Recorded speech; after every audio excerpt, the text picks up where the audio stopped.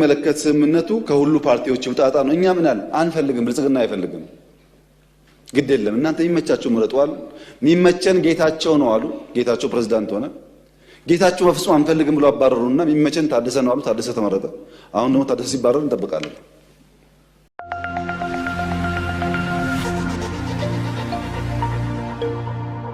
የምስራች ለመርካቶ ነጋዴዎች በሙሉ የንግድ ሱቆችን ከ1.2 ሚሊዮን ብር ቅድመ ክፍያ ጀምሮ በታላቁ የንግድ ማዕከል መርካቶ ተክለ ሃይማኖት ላይ ከ25 ካሬ ጀምሮ በተለያዩ የካሬ አማራጮች ይዘንላችሁ መተናል። ሲፈልጉ ነግደው የሚያተፉበት አሊያም ደግሞ በጥሩ ዋጋ የሚያከራዩትን የንግድ ሱቆችን በአንድ ዓመት ጊዜ ብቻ ልናስረክባችሁ ዝግጅታችንን ጨርሰናል። ምን ይሄ ብቻ! እነዚህን የንግድ ሱቆች በኔት ኤሪያ ብቻ የምንሸጥላችሁ ሲሆን ቤት ለምትፈልጉ ደንበኞቻችን በመሃል ፒያሳ አራዳ ፓርክ ፊት ለፊት ከ3.6 ሚሊዮን ሙሉ ክፍያ ጀምሮ ይዘንላችሁ መተናል። ለበለጠ መረጃ ከስር ባለው ስልክ ቁጥር ይደውሉልን። ሜሪት ፕሮፐርቲስ። ሰላም ያስፈልጋል ላላችሁት ያስፈልጋል። ከዚህ ቀደም ብያችኋለሁ። አሁንም እስቲ 10 ሰው አይደለም አንድ ሰው አምጡ፣ አነጋግራችሁ አምጡና እኛም ቢስል ጠይቁ። እየገባ ነው በየቀኑ እኮ 10ም 20ም 100ም እየገባ ነው። ግን እናንተም ካለ አምጡ። እኛ የምንፈልገው ሰላም ነው። ፕሪቶሪያን በሚመለከት ፕሪቶሪያ እንኳን ትንሽ ግራ እያጋባኝ መጥቷል። ራሱ ቃሉ ፕሪቶሪያን አውቀዋለሁ፣ የተማርኩት እዛ ነበረ። ግን ማቀው ከተማ መሆኑን ጠፍቶብኛል። አሁን ፕሪቶሪያ ሲባል ግራ እየገባኝ መጣ። በአማርኛ የወለደችው እያለች ያቀፈችው እናት ነኝ አለች እንደሚባለው ማለት ነው። ፕሪቶሪያ የተደራደር ነው ከጀነራል ጻድቃን ጋር ነው፣ ከጌታቸው ረዳ ጋር ነው፣ ከአሰፋ ብርሃ ጋር ነው። ዋነኛ ተደራዳሪ በትግራይ ወገን ጻድቃን፣ ጌታቸውና አሰፋ፣ ሌሎች ሰዎች ይኖራሉ። ዋናዎቹ ግን እነዚህ ናቸው ፈራሚዎቹ። በእኛም ወገን ይታወቃሉ። እነሱ ስጠይቃቸው ያሉኝ ነገር አለ። በስፍራው ያልነበሩ ሰዎች፣ አንዳንዶች ፕሪቶሪያን የማያውቁ ሰዎች ደግሞ ፕሪቶሪያን እናስከብር ይላሉ። አሁን እና የወለደችው እያለች የታቀፈችው እናት ልሆናለች የሚለው ነገር እሱ ነው። ፕሪቶሪያ ስምምነቱ አንደኛ ቲፒኤልኤፍ ህጋዊ ምርጫ አላደረገም። ህገ መንግስት ጥሶ ነው ያካሄደውና ያን የጨበራ ምርጫ ይሰርዝ። እሺ ይሰርዛለሁ። ሁለተኛ በዚያ ምርጫ ሲያበያ የተቋቋመው መንግስት ይፍረስ፣ ህጋዊ መንግስት አይደለም። ምክር ቤቱ ይበተን፣ ህጋዊ ምክር ቤት አይደለም። ሶስተኛ ከሁሉ የተውጣጣ መንግስት ይመረጥ፣ ማለት ትራንዚሽናል ገቨርንመንት ይቋቋም። ቀጥሎስ በህዝብ የተመረጠ መንግስትና ህገ መንግስት አከብራለሁኝ። እዚህ ያለው ጠቅላይ ሚኒስትር ነው ተመርጧል። እዛ ያለው ፕሬዝዳንት ግን ይወርዳል ነው ስምምነቱ። የታጠቀስ በዲዲአር ይፈታል ትጥቅም እንጂ መሳሪያ መደበቅ አልተስማማንም። ማሰልጠን ማስመረቅ አልተስማማንም። ስምምነቱ የታጠቀው ያስረክባል እንጂ መሳሪያ ደብቆ ማስቀመጥ ወይም በኮንትሮባንድ ለመግዛት መሞከር የሚል ስምምነት ላይ አልነበረም። የተፈናቀሉስ ይመለሱ ወደ ቀያቸው። ልክ ራያ ላይ እንደመለስ ነው፣ ጸለምት ላይ እንደመለስ ነው፣ ወልቃይትም መመለስ አለበት። ይሄ የመንግስት ጽኑ አቋም ነው። ይመለሱ።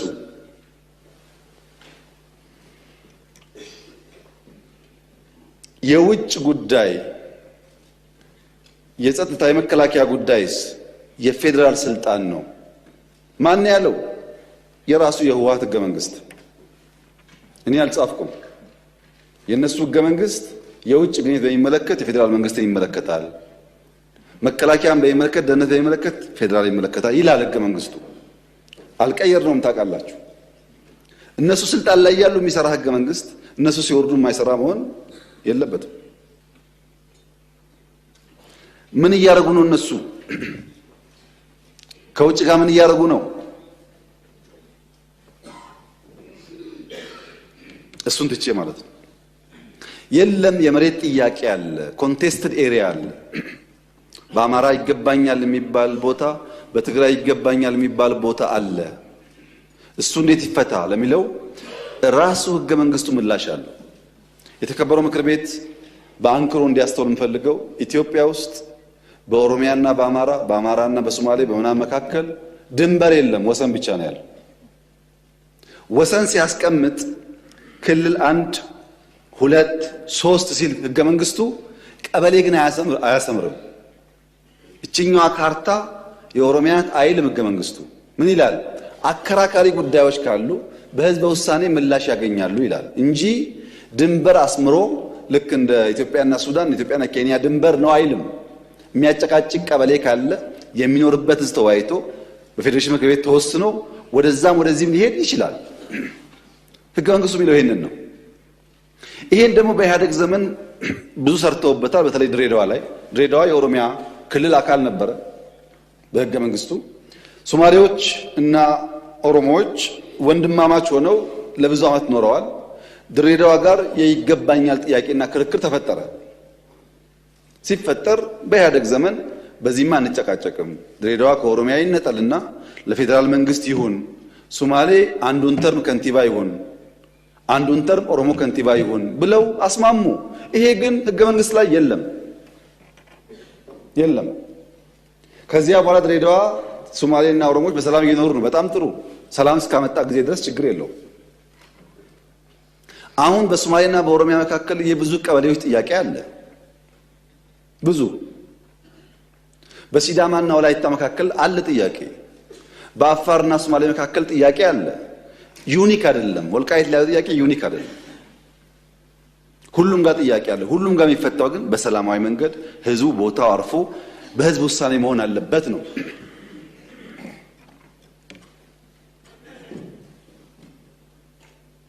ህዝቡን ሆልድ አድርገው ይዘው አይመለስም ብለው የሚፈጥሩት ቀውስ ህዝቡ ላይ ችግር ከማምጣቱም በላይ ይሄንን ጥያቄ ራሱ በሚያስቡት መንገድም ቢሆን ላለማሳካት እንቅፋት ይሆንባቸዋል። ሰላማዊ መንገድ ብቻ ነው የሚያዋጣው። ለምሳሌ ወልቃይት የዛሬ 25-30 ዓመት ከጎንደር ከነበረበት ወደ ትግራይ ተካሏል። በክልል ቆይቷል እዛ። በኋላ ደግሞ ችግር በውጊያው ሲፈጠር ደግሞ ያ ጉዳይ ወደዚህ ተመልሷል። ህጋዊና የህዝብ ውሳኔ ከሌለበት ነገ አንደኛው ደግሞ ጉልበት ሲያገኝ ይወስደዋል ማለት ነው። በየተራ ከምንቀባበለው ህዝቡ ሰፍሮ ወስኖ በህጋዊና ሰላማዊ መንገድ ይቋጭ ነው ያለው። ምን አደረግን ለዚህ? ከውጊያው በኋላ አሁን 4 ዓመት 5 ዓመት ይሆናል ወልቃይት ከትግራይ ከተነጠለ። እስካሁን እኮ የኢትዮጵያ ፌዴራል መንግስት ለወልቃይት በጀት አይሰጥም እስከዛሬ። ይሄ ትክክል አይደለም። ህዝቡ እየኖረ መምህር እያስተማረ ጤና ሰው እያከመ በጀት አልቦ ዞኑን ማስቀመጥ ትክክል አይደለም። ህግ ለማክበር ሲባል ነው የተደረገው እንጂ ትክክል አይደለም። በጀት የላቸውም። ለምን? ከትግራይ ጋር ተነጋግረን ስላልፈታ ነው። እኛ አሁን ያለን አቋም የወልቃይት ጉዳይም ይሁን በጎንደርም ጥያቄ ያለው ሰው ይሁን በአዲስ አበባም ጥያቄ ያለው ሰው ይሁን ኢትዮጵያዊ እስከሆነ ድረስ ተነጋግረን በሰላማዊ መንገድ በህዝበ ውሳኔ መልስ ሊያገኝ ይችላል። ለዚህ መዋጋት አያስፈልገንም። ግጭት አያስፈልገንም። ህዝብ ማስቸገር አያስፈልገንም። የኛ አቋም እሱ ነው። ይሄን የተግባባ ነው። ፕሪቶሪያ ላይ ሰርቪስሳ ተቋርጦ ነበር። ታስታውሱ ከሆነ ባንክ አልነበረም ትግራይ፣ መብራት የለም፣ ቴሌ የለም፣ በረራ የለም። ይሄን ደግሞ ፌዴራል መንግስት ይመልስ ነበረ። ስልክም መለስን፣ ባንክም መለስን። አክሱም ኤርፖርት እነሱ አፈራርሰው ሄደው ነበር። ጠግነን በረራ ጀመር፣ መቀሌ ጀመር፣ ኢንዱስትሪዎች የሚጎላቸውን አሟልተን ብዙዎቹ ስራ አስጀመር። በጣም በርካታ የወደሙ ሀብቶች መልሰን ስራ እንጀምሩ አደረግን። እዚህ ጋር አንድ የሚጋነን ነገር አለ። የትግራይ ውጊያ በሚመለከት ተጋኖ የሚነሳ ነገር አለ። ባይዘው ትግራይ ላይ ያደረግነው ውጊያ ወለጋ ካደረግነው ውጊያ አንጻር ሲታይ በጣም ትንሽ ነው። እንዳይጋነን ማለት ነው። መጀመሪያ ላይ ሰሜን ሲጠጋ 3 ሳምንት ተዋጋን፣ መቀሌ ያዝን። 8 ወር ቆየን። ትግራይ ለቀን ስንወጣ ከራያ እስከ ከምሴ ሰሜን ሸዋ ድረስ ተዋጋን። የት? አማራ ክልል ውስጥ። ከዛስ ተዋግተን ነው መለስናቸው ወደ ድንበራቸው። ከዛስ ትግራይ ውጊያ አልነበረም። ሶስተኛ ዙር አጠቁን። 2-3 ሳምንት አዲግራት ደረስን። መቀሌ ልንገባ ስንል ተፈረመ ስምምነቱ፣ ጠቅልለው ወጣል። በድምሩ በትግራይ ምድር ውስጥ የነበረው ውጊያ ቢበዛ የ2 ወር ዕድሜ ነው ያለው። አንዳንዴ በሰላም የቆየንባቸው ጊዜም ተደማምሮ ሁል ጊዜ ውጊያ ውስጥ እንዳለን የሚያስቡ ሰዎች አሉ። እንደዛ አይደለም፣ ጥቂት ነው። አማራ ክልል ገብተው እስከወጡበት ጊዜ ያለውን ቢቆጠር ያን ሊያክል ይችላል።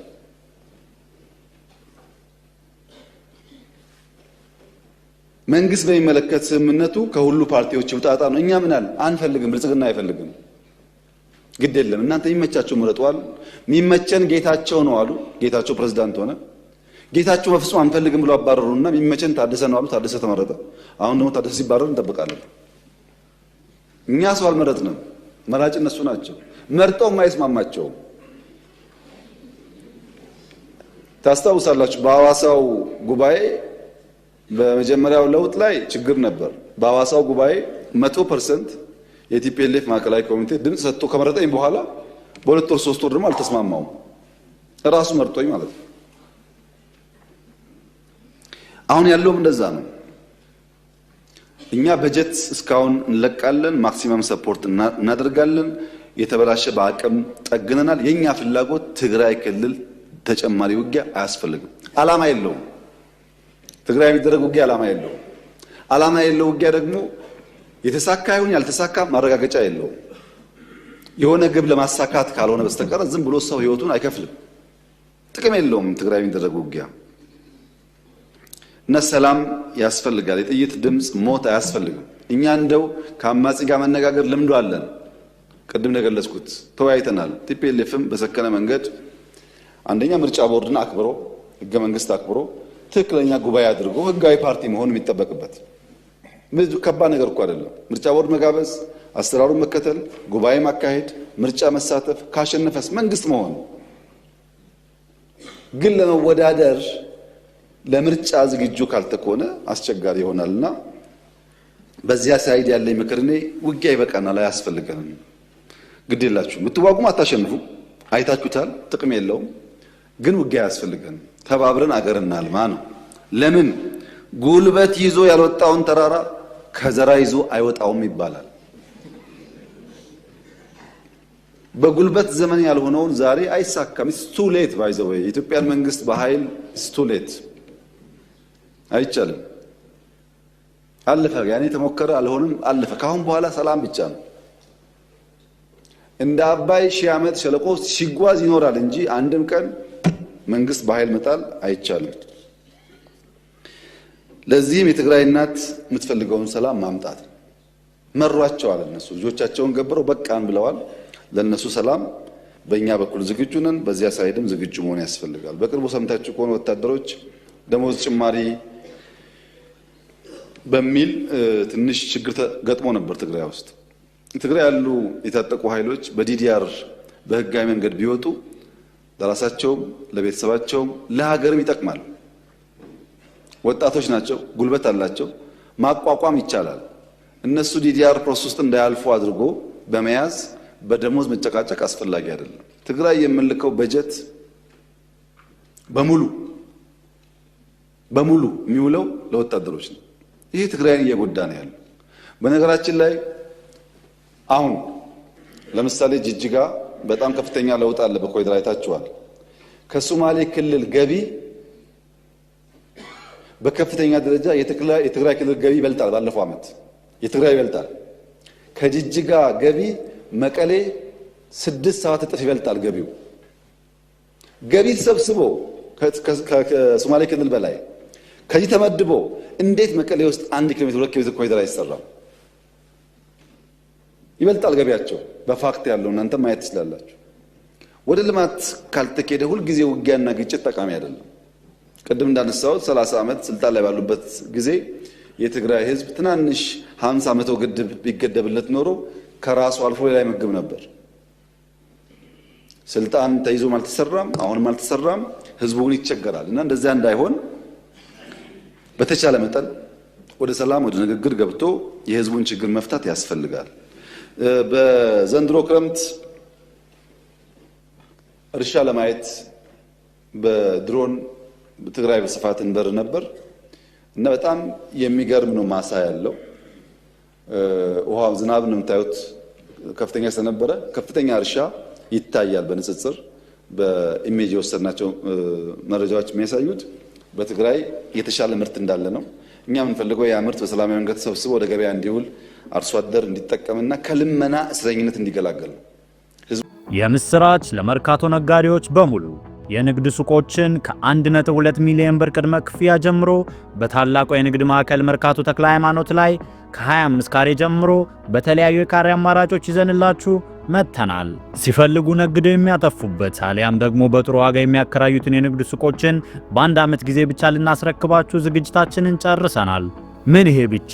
እነዚህን የንግድ ሱቆች በኔት ኤሪያ ብቻ የምንሸጥላችሁ ሲሆን ቤት ለምትፈልጉ ደንበኞቻችን በመሃል ፒያሳ አራዳ ፓርክ ፊት ለፊት ከ3.6 ሚሊዮን ሙሉ ክፍያ ጀምሮ ይዘንላችሁ መተናል። ለበለጠ መረጃ ከስር ባለው ስልክ ቁጥር ይደውሉልን። ሜሪት ፕሮፐርቲስ የልመና እስረኛ ማድረግ ጠቃሚ ስላልሆነ ከልመና እስረኝነት ወጥቶ ወደ መሻሻል ህይወቱ እንዲገባ መስራት ነው የምንፈልገው እና ትግራይ ውስጥ የውጊያ ዓላማ ፌደራል መንግስት የለውም አንፈልግም ለምን ዓላማ የለው ጥቅም የለው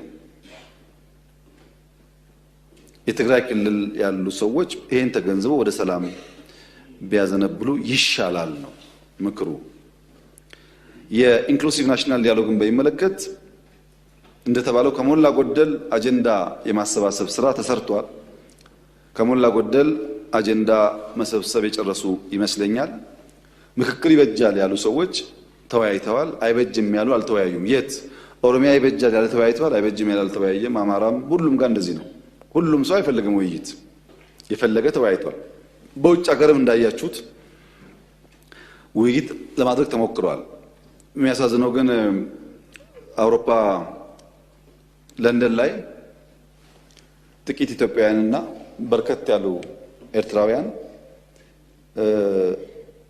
ምክክሩ አያስፈልግም ብሎ ሰልፍ ወጥቶ ነበር እና ኤርትራውያን በእኛ ጉዳይ ያን ያክል ኮንሰርን ሆነው መጣታቸውን እያመሰገንኩ ንግግሩ መጀመሪያ ግን በእናንተ ቤት በተጀመሩት የእኛን ሰልፍ ከማጀብ የእናንተን ቤት ማየት አይሻልም ወይ ማለት ፈልጋለሁ እና በየቦታው ተመሳስሎ ሙከራዎች ስለሚደረጉ ውይይቱ ጠቃሚ ነው በጣም በርካታ መረጃዎች ተገኝተውበታል አጀንዳ ተገኝቷል ኤክስትሪም ቶቶች ታይተውበታል ይሄ ግን አፕሮቹ ምንድነው መጀመሪያ አጀንዳ ይሰበሰባል ከዚያ ነው ውይይት ቢደረግበት ውይይት ተደርጎ ከዚያ ውስጥ የተስማማንበት ያልፋል ያልተስማማንበት ደግሞ በአሰራሩ መሰረት የሚታይ ይሆናል ይሄ ፕሮሰስ ጋር አልደረስም እስካሁን ያለው አጀንዳ ማሰባሰብ ነው ይሄ ከምርጫ ጋር ያለው ትስስር ምንም ኢንክሉሲቭ ናሽናል ዲያሎግ ያለን ስርዓት የሚያፈርስ አይደለም ያለን ስርዓት የሚያጠናክር ነው እንጂ ምርጫን የሚያስቆም በጀት የሚያስቆም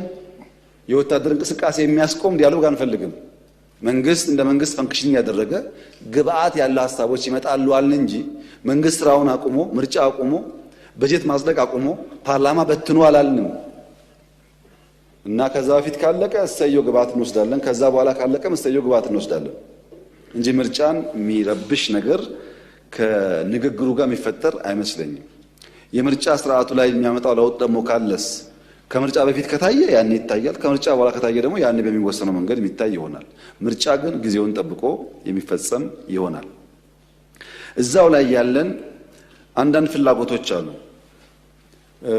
እንትን ቦታ ወረዳ ላይ 3 ሽፍታ ስላለ ምርጫ አይካሄድም እዛ ቦታ ኤርትራ ምርጫ ባይደረግ ይያለች ስለሆነ ምርጫ አይደረግም ምናምን ብሎ የሚያስቡ ሰዎች አሉ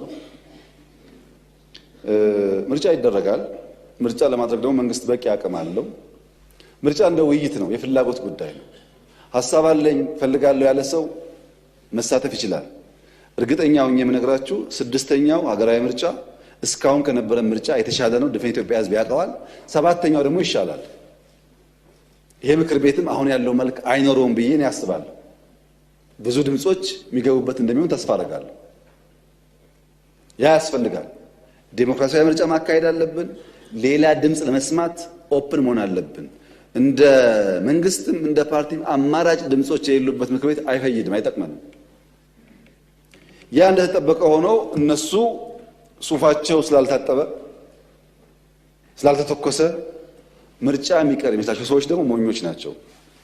እንደዛ አይደለም። ምርጫ ይካሄዳል እና ምርጫ ሳይደረግ ቀርቶ በማግስቱ ለጅትሜት አለ መንግስት የሽግግር መንግስት እንላለን ብለው የሚቃዡ ቅዠታሞች አሉ። ግን እንደዛ አይደለም። ምርጫ ይካሄዳል። ጊዜ እንዳያመልጣችሁ ተዘጋጁና ተወዳደሩ። ምርጫ ለማድረግ እንኳን ዘንድሮ ባለፈው ምርጫ አካሄደናል እኮ እየተዋጋን እንኳን በባለፈው ምርጫ በ92 እኮ ኤርትራ ጋር እየተዋጋ ምርጫ አካሄደናል። እና ምን ለምርጫ ደግሞ ይሄ ሁሉ ልማትም ያለማ መንግስት አሁን ለምርጫ ይቸገራል። እና እንደዛ አታስቡ፣ አትሞኙ፣ አትሸወዱ። ጠንከር ብላችሁ ወደ ምርጫ ገቡ። ደግሞ እንድታሸንፉ እንዲቀናችሁም ደግሞ ምኞቴ ነው። በተቻለ መጠን የኛ ፓርቲ አባላት ግን የዘንድሮ ምርጫ ዴሞክራሲያዊ እንዲሆን ብቻ ሳይሆን ልዩ ልዩ ድምጾች እንዲሰሙ በኃላፊነት እንሰራለን። እኛ የጠቅልሎ የመውሰድ ፍላጎት እኛ ጋር የለም። በመደመር ነው ሁሉ ነገር የሚሆነው፣ ፓርላማውም ካቢኔው ማለት ነው። እና በዛ መንገድ እንሰራለን። እና ብዙ ሰማለሁ አንዳንዶች 30 ዓመት በኢትዮጵያ ፖለቲካ ተሳትፎ የማያውቁ እኛ እድል ሰጥተናቸው ከገቡ በኋላ ምርጫ እንደማይደረግ የሚያስቡ እንዳሉ እናውቃለን። ወደ መጡበት ይመለሳሉ እንጂ ምርጫው ይቀጥላል። እና እንደዛ መጠበቅ ጥሩ አይደለም። ምርጫን በዚህ ማየት ጥሩ ነው፣ በዘጋጀት ጥሩ ነው። እንደ ፓርቲ እንዘጋጃለን፣ እንደ መንግስት እንዘጋጃለን። የተሻለ ምርጫ እናካሂዳለን። ኢትዮጵያ ትቀጥላለች ማለት ነው። ይንጠባጠባል፣ እኛ እንቀጥላለን። ለመቀጠል ደግሞ የማንም ይሁንታ አያስፈልገንም። በቂ አቅም አለን።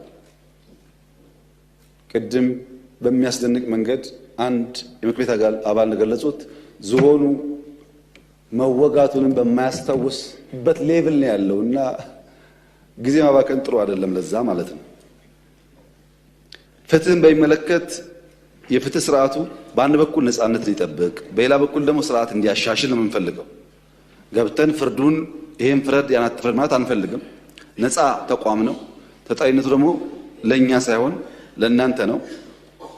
ይሄ ተቋም ነፃ መሆኑ እንደተጠበቀ ሆኖ ስርዓት ማሻሻል ላይ ደግሞ ማገዝ እንደ መንግስትም እንደ ምክር ቤትም ያስፈልጋል። ለዚህም በስነ ምግባር ያሉ ችግሮች ለመፍታት የኢንስፔክሽን ስራ ጀምረዋል። ያን ኢንከሬጅ እናደርጋለን፣ እንደግፋለን። አቅም ማነስ እንዳለ አውቀው በኦቶሜሽን የቨርቹዋል ስርዓት እየዘረጉ ይገኛሉ። ስልጠና እየሰጡ ይገኛሉ። በርካታ ክምችት ስላለ ክምችት ለመቀነስ ጥረት እያደረጉ ነው። በቅርቡም ጉብኝት አድርጌ ነበር። የፍትህ ስርዓት ለማሻሻል በአቃቢ ህግም በፖሊስም ካለው ጅማሮ ሙከራዎች በተጨማሪ ፍርድ ቤቶች ጥሩ ስራ ጀምረዋል። እሱን ኢንከሬጅ ማድረግ የሚያስፈልግ ይመስለኛል። በዛ አግባብ ብንሄድ ነው የሚያዋጣው። ችግሮች ይኖራሉ ሁሉ ቦታ እንዳሉት፣ ግን ስራ ስለጀመሩ ያን ኢንከሬጅ ያደረግን ብንሄድ የሚያዋጣ ይመስለኛል። ሪፎርም በሚመለከት እንደተባለው ሎ ኢንፎርስመንት ኤጀንሲስ በርካታ ሪፎርም ተሰርቷል። ኢትዮጵያ የተሻለ ቁመና ያላቸው ተቋማት ፈጥራለች። ይሄ የሚታይ ነገር ነው። ብዙ እዛ ውስጥ ጊዜ አላባክንም። ባለፈው ዓመት መጀመሪያ አካባቢ ሲቪል ሰርቪስ ለማሻሻልና አውቶሜትድ ሲስተም ለመፍጠር በሰርቪስ ኤሪያ ያለውን ሮሮ ያለውን ክስ ለመቀነስ እንሰራለን ብያችሁ ነበር። መሶብ የጀመርነው ባለፈው ዓመት ነው። አሁን 18 ጣቢያ ደርሰናል በሀገር ደረጃ። በቅርቡ 3 የሚጨመሩ ይኖራሉ። በዚህ ዓመት 100 ለመድረስ እየሰራን ነው። 100 መሶብ ስቴሽን በየክልሉ በየከተማው ከተስፋፋ ምን ያክል ያለውን ችግር እንደሚቀንስ ደግሞ ያው እናንተም መገመት ትችላላችሁ። መሬት ላይ፣ መታወቂያ ላይ፣ ፓስፖርት ላይ፣ ግብር ላይ፣ ንግድ ፍቃድ ላይ ሰፋፊ ስራ የተሰራ ነው። ከነዚህ ውስጥ እንደው አንዱን ለማንሳት የዛሬ 3 ዓመት ኢትዮጵያ ለፓስፖርት ፈላጊ ዜጎች ፓስፖርት መስጠት የምትችለው 300 ሺህ አይሞላም። ቱ ቢ ኤግዛክት 270 ሺህ ነበር ማቅረብ የምትችለው። በዚህ ዓመት 4 ሚሊዮን ነው የምታቀርበው። 4 ሚሊዮን ማቅረብና 300 ሺህ ማቅረብ ስር ነቀል ሪፎርም ካልተሰራ በስተቀር ሊመጣ አይችልም። የተከበረው ምክር ቤት ኢሚግሬሽን ቢሮአችን ሄዶ ምን ያክል እንደተቀየረ ፕሮፓጋንዳው አይደለም ስራው። ድሮ ፕሮፓጋንዳው ስለሚበልጥ ሰዎች አሁን ያለውን ስራ ማየት ይቸገራሉ። ለምሳሌ በዲጂታል ብቻ ብንወስድ 2.4 ሚሊዮን ወጣቶች በኮዲንግ 5 ሚሊዮን ኮደርስ በሚለው ፕሮጀክት 2.4 ሚሊዮን ወጣቶች በኮዲንግ ሰርቲፋይድ ሆነዋል። ይህ በጣም ሲግኒፊካንት የሆነ ቼንጅ ነው። ገንዘብ ሳያወጡ 2.4 ሚሊዮን ወጣት ሰርቲፋይ የማድረግ አቅም መፍጠራችን ለብዙ ስራዎች ፈርቀ